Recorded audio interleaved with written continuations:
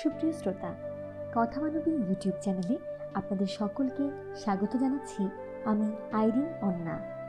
আপনারা শুনছিলেন হুমায়ুন আহমেদের লেখা বিখ্যাত উপন্যাস নিষাদ।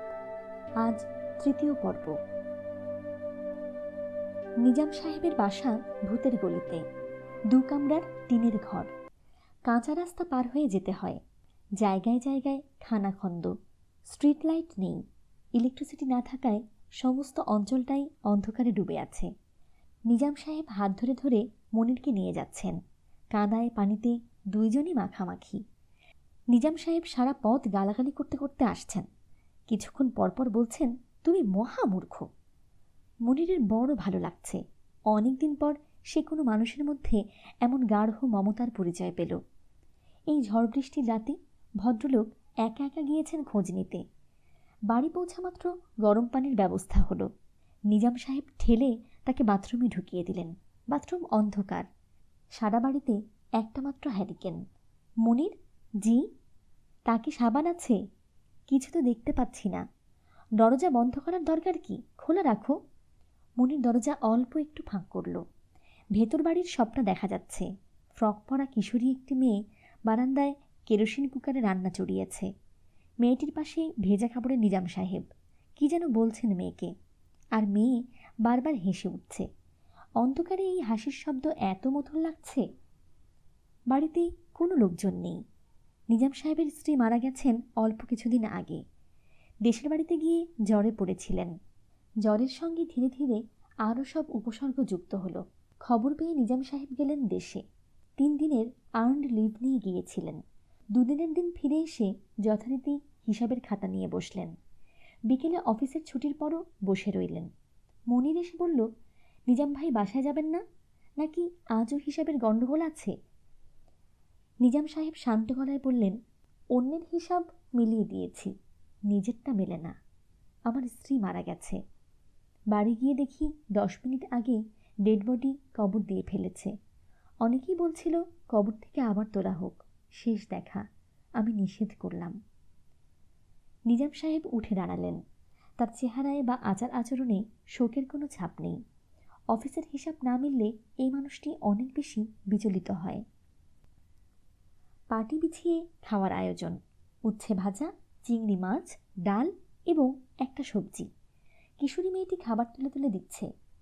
মেয়েটির মুখ গোলাকার, নাক ঈষৎ চাপা, তবু ভারী মিষ্টি লাগছে মেয়েটিকে। মেয়েটির কথাবার্তায় কোনো আড়ষ্টতা নেই, যেন মনিরকে সে অনেক দিন থেকে চেনে।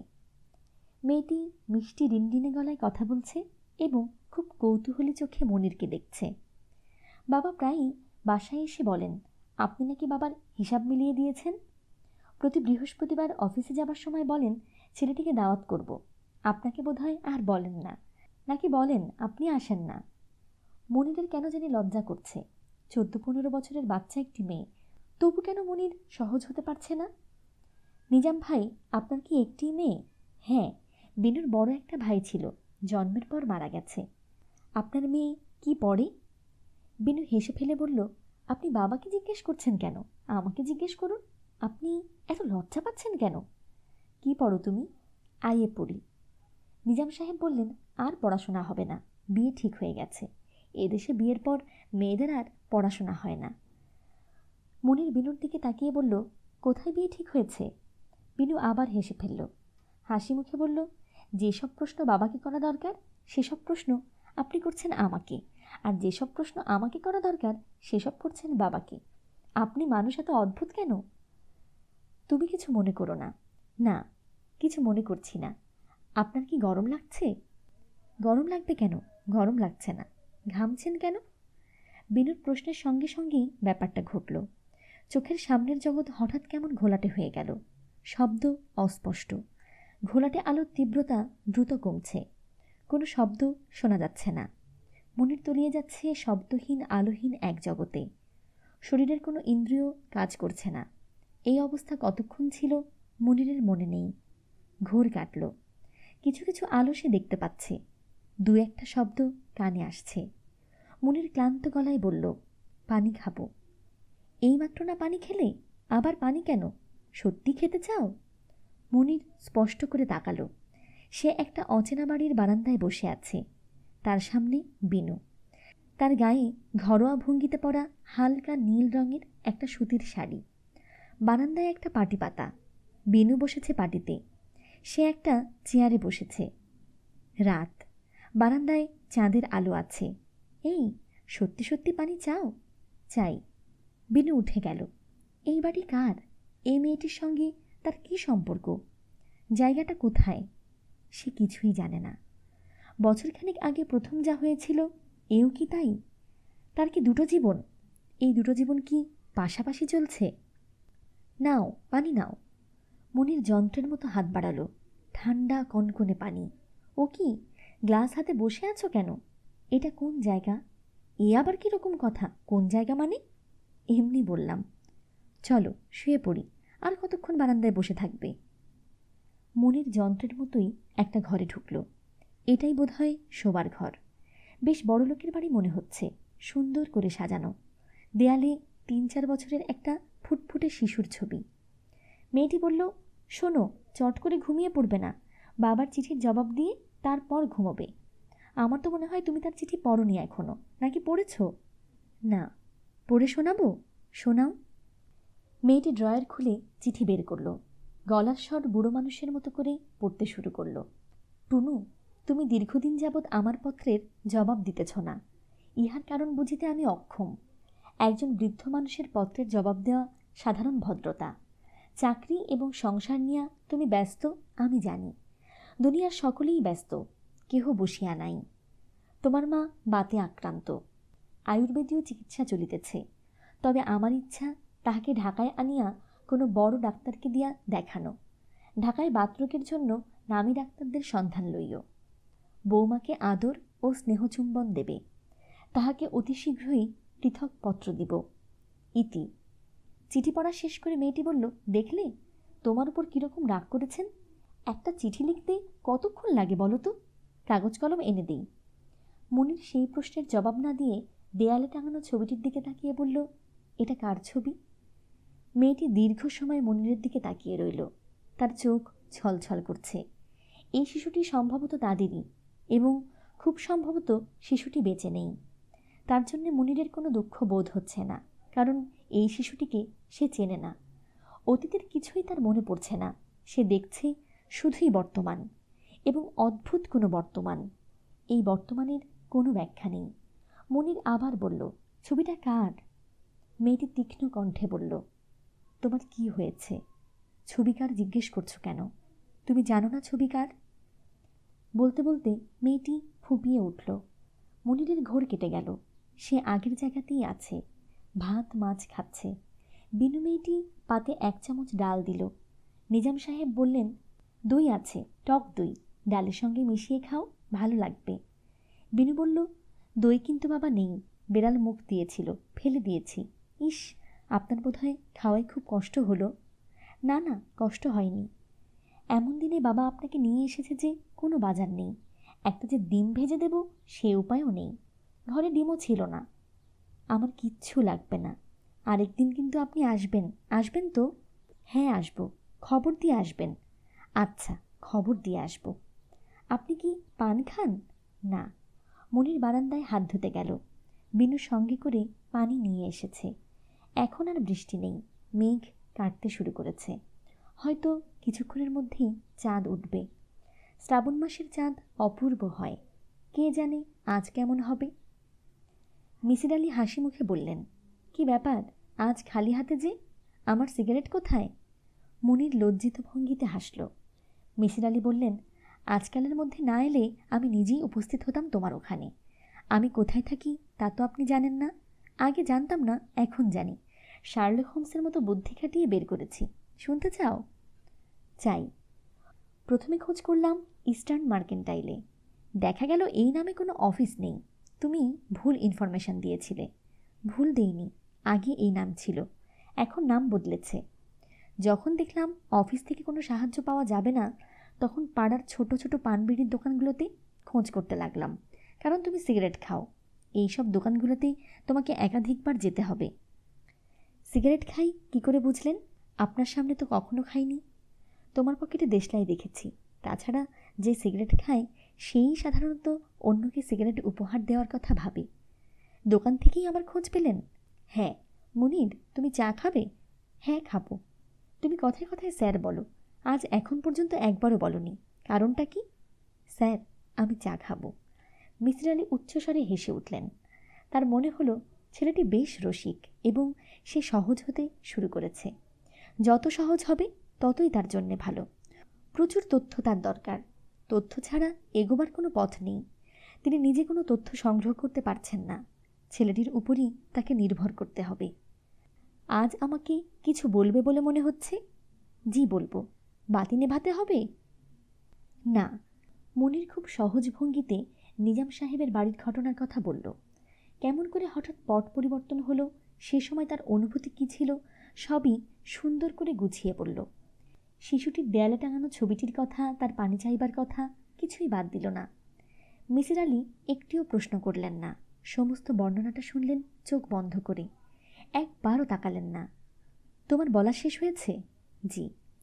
তোমার বর্ণনা থেকেই মনে হচ্ছিল বিনু মেয়েটি তোমাকে অভিভূত করেছে। রূপবতী কিশোরী মেয়ে, তার সহজ সরল ব্যবহার, তার যত্ন, এইসব তোমাকে মুগ্ধ করেছে, তাই না? জি। তুমি প্রবলভাবে মেয়েটিকে কামনা করেছ, সেই সঙ্গে তার প্রতি তীব্র আকর্ষণ বোধ করেছ। এই প্রচণ্ড কামনা বা প্রবল আকর্ষণের কারণে তোমার মধ্যে বিভ্রম সৃষ্টি হয়েছে। যার জন্যে মেয়েটিকে তুমি দেখেছ তোমার স্ত্রী হিসেবে। পুরোটাই তোমার কল্পনা, ডে ড্রিমিং, এক ধরনের ইচ্ছাপূরণ গল্প। হতে পারে। আগেরবার তুমি একটি চিঠি নিয়ে এসেছিলে, এবার কিছু আনোনি? না। আবার যদি কখনো এরকম হয়, একটা জিনিস মনে রাখবে, কিছু একটা হাতে নেবে। খবরের কাগজ হলে খুব ভালো হয়। খবরের কাগজ দিয়ে কি করবেন? খবরের কাগজে একটা তারিখ থাকে, এই তারিখটা দেখব। তুমি তোমার অন্য একটা জীবনের কথা বলছো। মনে হচ্ছে দুটো জীবন পাশাপাশি চলছে। সেই জীবনের সময় এবং এই জীবনের সময়ও কি পাশাপাশি? তার মানে আপনি কি আমার কথা বিশ্বাস করছেন? না, করছি না, আবার পুরোপুরি অবিশ্বাসও করতে পারছি না। কিছু একটা দাঁড় করাতে হলে আমার প্রচুর তথ্য দরকার। সেই সব তথ্য আমার হাতে নেই। তবে তুমি যে গল্প বলছো, তার কাছাকাছি গল্প বিভিন্ন উপকথায় চালু আছে। তাই নাকি? হ্যাঁ, একটা শুধু তোমাকে বলি। এক লোক পুকুরে গোসল করতে নেমেছে। প্রচণ্ড ক্ষুধার্ত, গোসল শেষ করে বাসায় গিয়ে খাবে। পানিতে ডুব দিয়ে যেয়ে উঠল, অমনি সে দেখে সব কিছু কেমন অন্যরকম লাগছে, সব অচেনা। সে নিজের দিকে তাকিয়ে দেখল সে নিজেও বদলে গেছে। সে এখন আর পুরুষ নয়, রূপবতী এক যুবতী। সে কাঁপতে কাঁপতে পানি ছেড়ে উঠে এলো। এক সওদাগর তখন তাকে দেখতে পেয়ে সঙ্গে নিয়ে গেল। সওদাগরের সঙ্গে তার বিয়ে হলো, 4টি ছেলে মেয়ে হলো। তারপর একদিন দুপুরে সে সবাইকে নিয়ে গোসল করতে এসেছে। পানিতে ডুব দিয়ে ওঠামাত্র দেখল সে তার পরিচিত জগতে উঠে এসেছে। আবার সে পুরুষ।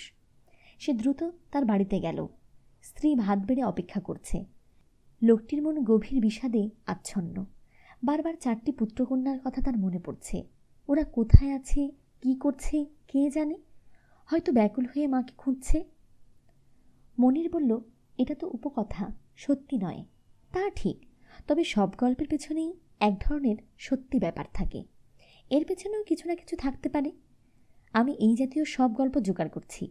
প্যারালাল ওয়ার্ল্ড জাতীয় যত বই পাচ্ছি পড়ছি। মনির ছোট্ট করে নিঃশ্বাস ফেলল। মিসির আলি বললেন, তুমি তোমার স্ত্রী হিসেবে যে মেয়েটিকে দেখেছ, তার বয়স কি ফ্রক পরা মেয়েটির চেয়ে বেশি মনে হচ্ছিল? হ্যাঁ, হচ্ছিল। তোমার শোবার ঘরের জানালার পর্দা ছিল? হ্যাঁ, ছিল। পর্দার রং মনে আছে? জি না। ঘরের বিছানায় যে চাদর ছিল তার রং কি? আমার মনে নেই। তাহলে ব্যাপারটা স্বপ্ন হবারই সম্ভাবনা, কারণ শুধু স্বপ্ন দৃশ্যগুলোই হয় সাদা কালো। আমি কিন্তু দেখেছি ওই মেয়েটির পরনে নীল রঙের শাড়ি। নিজাম সাহেবের মেয়েটির পরনে নিশ্চয়ই কিছু ছিল, যে কারণে তুমি ভাবছ তোমার স্বপ্নে দেখা স্ত্রীর গায়ের শাড়িটি নীল। মনির চুপ করে রইল। মিসির আলি বললেন, নিজাম সাহেবের মেয়েটির গায়ে কি ছিল? ফ্রক বা কামিজ জাতীয় কিছু। তার রং কি ছিল? নীল। মিসির আলি অল্প হাসলেন। পরমুহূর্তেই গম্ভীর হয়ে বললেন, তোমার এই নিয়ে দুবার বিচিত্র অভিজ্ঞতা হলো। দুবারই তুমি ছিলে ক্লান্ত, বিরক্ত, হতাশ, তাই না? জি। এখন থেকে মাঝে মাঝে চেষ্টা করে দেখবে নিজ থেকে ওই জগতে যেতে পারো কি না। যখন একা একা থাকবে তখন চেষ্টা করবে। ওই জগতে যেতে চাইবে, ইচ্ছাশক্তি প্রয়োগ করবে। জি আচ্ছা, কোনো একজন ভালো নিউরোলজিস্টকে দিয়েও তোমার ব্রেন ওয়েভগুলো পরীক্ষা করাতে চাই। আমি প্রফেসর আসগর নামের এক নিউরোলজিস্টের সঙ্গে কথাও বলে রেখেছি। তুমি কি কাল বিকাল 5টায় একবার আমার কাছে আসতে পারবে? পারবো, কিন্তু স্যার নিউরোলজিস্ট তো অনেক টাকা নেবে। সেটা নিয়ে তোমাকে ভাবতে হবে না। মিসির আলির সে রাতে ভালো ঘুম হলো না। ভয়ঙ্কর একটা স্বপ্ন দেখেই রাত 3টায় ঘুম ভেঙে গেল। বাকি রাতটা জেগে কাটাতে হলো। স্বপ্নদৃশ্য নিয়েও প্রচুর চিন্তা করলেন। অবদমিত কামনাই স্বপ্নে উপস্থিত হয়।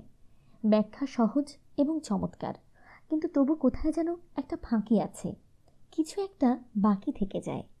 সেই কিছুর রহস্য কি কোনোদিন ভেদ হবে? আচ্ছা, পশু পাখি এরাও কি স্বপ্ন দেখে? অবদমিত কামনা কি তাদের নেই? পশুদের স্বপ্ন কেমন হয়? স্বপ্ন দেখার সময় মানুষের চোখের পাতা কাঁপতে থাকে। বৈজ্ঞানিক পরিভাষায় তাকে বলে র্যাপিড আই মুভমেন্ট, REM। ওই জাতীয় কম্পন তিনি একটি ঘুমন্ত কুকুরের চোখের পাতায় দেখেছিলেন। সেই কুকুরটি কি তখন স্বপ্ন দেখছিল? জানার কোনো উপায় নেই। মিসির আলির খানিকটা মন খারাপ হলো। একদিন না একদিন এইসব রহস্যের সমাধান হবে, কিন্তু তিনি জেনে যেতে পারবেন না। মানুষ স্বল্পায়ু প্রাণী, এটাও একটা গভীর বেদনার ব্যাপার। এত বুদ্ধি নিয়ে সৌরজগতে যে প্রাণীটি এসেছে তার কর্মকাল সীমাবদ্ধ। তিনি বাতি নিভিয়ে ঘুমের চেষ্টা করছেন, লাভ হচ্ছে না। বিচিত্র সব চিন্তা মাথায় আসছে। একটির সঙ্গে অন্যটির কোনো মিল নেই, আবার মিল আছেও। অদৃশ্য যে সুতোয় মিলগুলো গাঁথা, সে সুতোটির নাম অনন্ত মহাকাল, the eternity. Neurologist professor Asghar বিশালদেহী মানুষ। গোলগাল মুখ, মাথা ভর্তি টাক, তীক্ষ্ণ চোখ। শিশুরা ভয় পেয়ে যাওয়ার মতো চেহারা, কিন্তু মানুষটি হাসি খুশি। কারণে অকারণে রোগীকে ধমক দেওয়ার বাজে অভ্যাসটি এখনও অর্জন করেননি। ভদ্রলোক অনেক ঝামেলা করলেন। প্রথমবারের স্ক্যানিং ভালো হয়নি, দ্বিতীয়বার করলেন, কিন্তু কিছুই খুঁজে পেলেন না। চোখে পড়ার মতো কোনো অস্বাভাবিকতা ব্রেন ওয়েভে নেই। তিনি হেসে বললেন, আপনি একজন খুবই সুস্থ মানুষ, শুধু শুধু আমার কাছে এসেছেন। আপনার অসুবিধা কি? কোনো অসুবিধা নেই, মাঝে মাঝে আজে বাজে স্বপ্ন দেখি, এটাই অসুবিধা। আজে বাজে স্বপ্ন তো সবাই দেখে, আমিও দেখি। একবার কি দেখলাম জানেন? বাংলা একাডেমিতে গ্রন্থমেলা হচ্ছে, আমি শুধু একটা আন্ডারওয়্যার পরে সেই গ্রন্থমেলায় ঘুরে বেড়াচ্ছি। মুনির হেসে ফেলল। মিসির আলি বললেন, বাংলাদেশে ক্যাট স্ক্যানের কোনো ব্যবস্থা আছে? আমি এই ছেলের ব্রেনের একটা ক্যাট স্ক্যান করাতে চাই। শুধু শুধু ক্যাট স্ক্যান কেন করাবেন? পুরোপুরি নিঃসন্দেহ হতে চাই যে ওর মস্তিষ্কে কোনো সমস্যা নেই। বাংলাদেশে ক্যাট স্ক্যানার নেই, মাদ্রাজে নিয়ে যেতে পারেন, সেখানে আছে। ডাক্তারের চেম্বার থেকে বের হয়ে মিসির আলি বললেন, তোমার নিশ্চয়ই পাসপোর্ট নেই? জি না।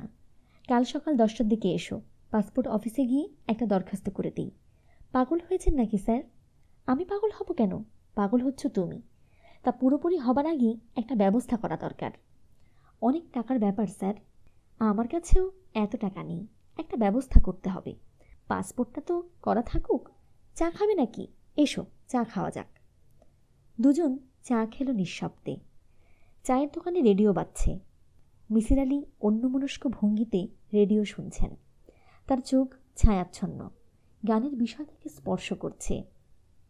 যখন মইরা যাইবারে হাসন, মাটি হইব বাসা, কোথায় রইব লক্ষণ সিঁড়ি, রঙ্গের রামপাশা। মনির অবাক হয়ে লক্ষ্য করল মিসির আলির চোখ দিয়ে পানি পড়ছে। এই মানুষটির প্রতি গভীর মমতা ও ভালোবাসায় মনিরের হৃদয় আর্দ্র হল। পৃথিবীতে ভালো মানুষের সংখ্যা কম, কিন্তু এই অল্প কজনের হৃদয় এত বিশাল যে সমস্ত মন্দ মানুষ তারা তাদের হৃদয় ধারণ করতে পারেন। মিসির আলি রুমাল বের করে চোখ মুছে অপ্রস্তুতের হাসি হাসলেন। থেমে থেমে বললেন, মানুষের মন বড় বিচিত্র।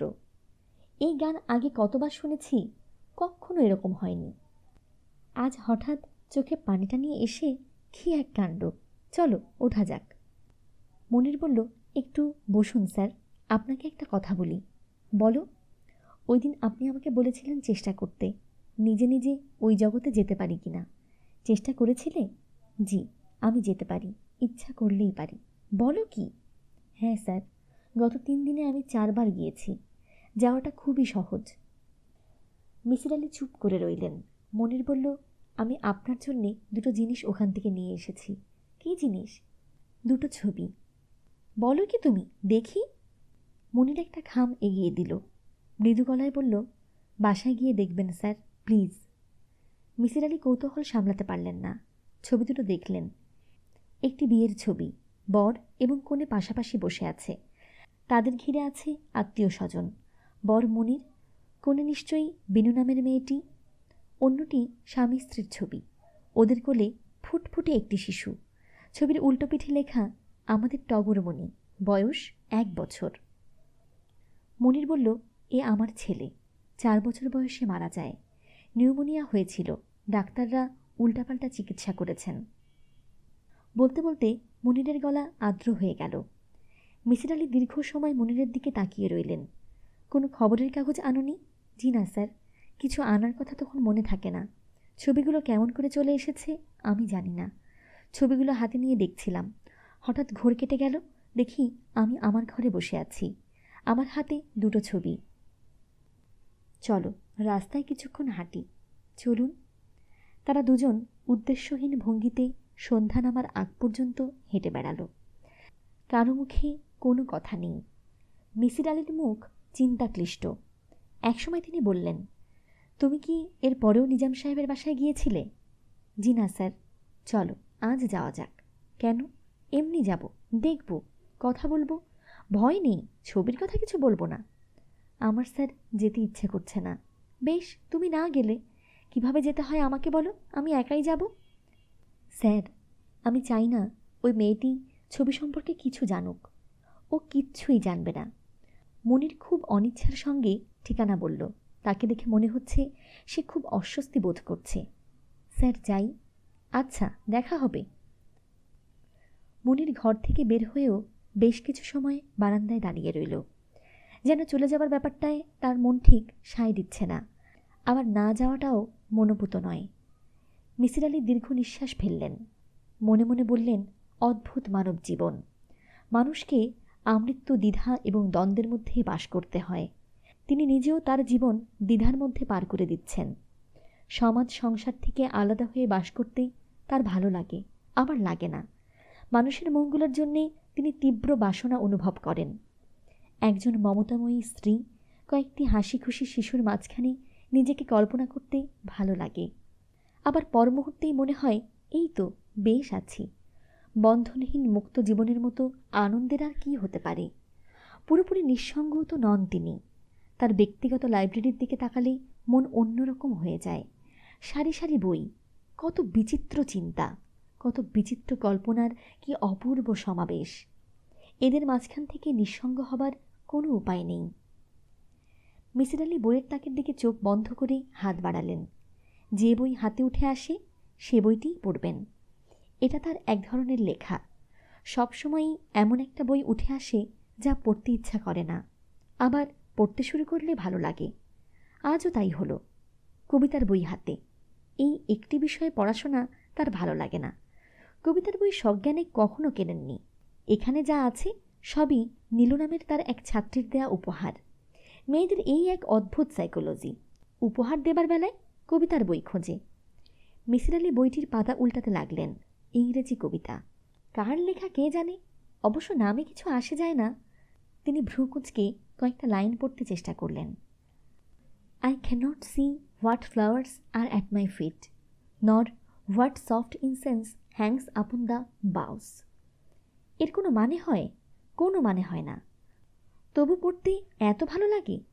মিসির আলি পড়তে শুরু করলেন। অনেকক্ষণ ধরে কে যেন কড়া নাড়ছে। কড়া নাড়ার ধরনটা অদ্ভুত। দুটি টোকা দিয়ে থেমে যাচ্ছে, আবার দুটি টোকা দিচ্ছে। জানালার পর্দা সরিয়ে বিনু উঁকি দিল। অপরিচিত একজন মানুষ, রোগা, মুখ ভর্তি দাড়িগোফের জঙ্গল, এর মাঝে দুটি চোখ জলজল করছে। বিনু ভয় পাওয়া গলায় বলল, কে? লোকটি খুবই কোমল স্বরে বলল, আমাকে তুমি চিনবে না, আমার নাম মিসির আলি। কোমল স্বর খুবই সন্দেহজনক। এরকম মিষ্টি গলায় একটা অপরিচিত লোক কথা বলবে কেন? বিনু বলল, বাবা তো একটু বাজার করতে গিয়েছে, আপনি আধ ঘন্টা পরে আসুন না। বাসায় বুঝি তুমি ছাড়া আর কেউ নেই? জি না। আচ্ছা ঠিক আছে, দরজা খুলতে হবে না, আমি এখানেই ৮ ঘন্টা অপেক্ষা করি। বিনু অস্বস্তি বোধ করতে লাগল। মিসির আলি বললেন, একটা কাজ করো, জানালা দিয়ে আমাকে একটা দেশলাই দাও। আসুন, আপনি ভেতরে এসে বসুন। মিসির আলি হেসে বললেন, এখন বুঝি আমাকে আর দুষ্টু লোক মনে হচ্ছে না? না, নৌকায় যখন ডাকাতি হয় তখন ডাকাতটা কী করে জানো? আগুন চায়। এটা তো আর নৌকা না। মিসির আলি হেসে ফেললেন। মনির যা বলেছে তাই। এ মেয়েটির আচার আচরণে খুব স্বাভাবিক একটা ভঙ্গি আছে। ঠিক সুন্দরী তাকে বলা যাবে না, তবে চেহারা খুব মায়াকাড়া। তার চেয়েও বড় কথা, ছবিতে এই মেয়েটি কোণে হয়ে বসে আছে। এই মেয়েটির বাঁ গালের কাটা দাগটাও ছবিতে নিখুঁত এসেছে। বিনু, তুমি বসো, তোমার সঙ্গে গল্প করি। আপনি আমার নাম জানলেন কিভাবে? মনির বলেছে। মনিরকে চেনো তো? তোমার আব্বার সঙ্গে কাজ করে। খুব ভালো করে চিনি। আপনি কি ওর আত্মীয়? ঠিক আত্মীয় না হলেও খুব চেনা। মাঝে মাঝে অনাত্মীয় লোকজনকেও খুব চেনা মনে হয় না? মনিরও সেরকম। আপনি তো খুব সুন্দর করে কথা বলেন। তুমিও খুব সুন্দর করে কথা বলো। বাবার কাছে কী জন্য এসেছেন? ঠিক তোমার বাবার কাছে আমি আসিনি, আমি এসেছি তোমার কাছে। বিনু বিস্মিত হয়ে তাকালো। মিসির আলি একটা ছবির উল্টোপিঠ দেখিয়ে বললেন, এখানে লেখা আছে আমাদের টগরমণি, বয়স 1 বছর। এই হাতের লেখাটা কি তোমার? বিনু খুবই অবাক হয়ে লেখাটার দিকে তাকিয়ে রইল। বলো, তোমার হাতের লেখা? জি, কিন্তু আমি এরকম কিছু কখনো লিখিনি। তা আমি জানি। ছবিটা দেখি। ওহো, ছবিটা এখন দেখাবো না, পরে দেখাবো। এখন অন্য একটা ছবি দেখো, বিয়ের ছবি। বরকনে বসে আছে, তাদের ঘিরে আত্মীয় স্বজনরা দাঁড়িয়ে আছে। বর এবং কনের ছবি আমি কাগজ দিয়ে ঢেকে রাখবো। তুমি শুধু অন্যদের ছবিগুলো দেখবে এবং বলবে এদের চেনো কিনা। তার আগে বলুন, আপনি কে? আমি আমার নাম তো আগেই বলেছি। ঢাকা বিশ্ববিদ্যালয়ে সাইকোলজি পড়াই। একটা ছোট্ট গবেষণা করছি। গবেষণাটা মনিরকে নিয়ে। ওকে নিয়ে গবেষণা করছেন? কিন্তু আমাকে এসব দেখাচ্ছেন কেন? পরে তোমাকে বলবো। তুমি এখন ছবিটা একটু দেখো তো, চিনতে পারো এদের? হ্যাঁ, দুজনকে বাদ দিয়ে সবাইকে চিনি। এরা সবাই আমার আত্মীয়, আমার খালা, আমার ফুপু। এটা হচ্ছে আমার বান্ধবী লিজা। এটা আমার বড় খালার মেয়ে কনক। ইনি আমার ছোট মামা। মিসির আলি ছবিটি পকেটে রেখে দিলেন। বিনু তীক্ষ্ণ দৃষ্টিতে তাকিয়ে আছে। কিছু বলতে গিয়ে সে বলল না, নিজেকে সামলে নিল। মিসির আলি বললেন, তুমি কি কিছু বলবে? না। মনে হচ্ছিল কি জানি বলতে চাইছিলে। আমার কেন জানি মনে হচ্ছে এটা আমার বিয়ের ছবি, কিন্তু আমার বিয়ে হয়নি। আপনি এই ছবি কোথায় পেলেন? মিসির আলি চুপ করে রইলেন। বিনু কড়া গলায় বলল, আপনি এখন যান, আমি দরজা বন্ধ করে দেব। মিসির আলি নিঃশব্দে উঠে এলেন। বিনু জানালার পর্দা ফাঁক করে তাকিয়ে আছে। তার মুখ বিষণ্ণ, চোখে গাঢ় বিষাদের ছায়া। এই বিষাদের উৎস কি কে জানে? সুপ্রিয় শ্রোতা বন্ধুরা, এই ছিল আজকের পর্বটি। পরবর্তী পর্বটি পেতে কথা মানবী ইউটিউব চ্যানেলটি সাবস্ক্রাইব করে পাশে থাকা বেল আইকনটি অন করে নিন। আর আমাদের কাজগুলো যদি আপনাদের ভালো লেগে থাকে তবে লাইক, কমেন্ট, শেয়ার করে বন্ধুদের মাঝে ছড়িয়ে দেবার অনুরোধ রাখছি। সকলে খুব ভালো থাকুন, সুস্থ থাকুন, আনন্দে থাকুন। নিজের জন্যে বাঁচুন, নিজের আপন মানুষদের জন্যে বাঁচুন। অনেক অনেক শুভকামনা জানিয়ে আজকের মতো এখানেই বিদায় নিচ্ছি।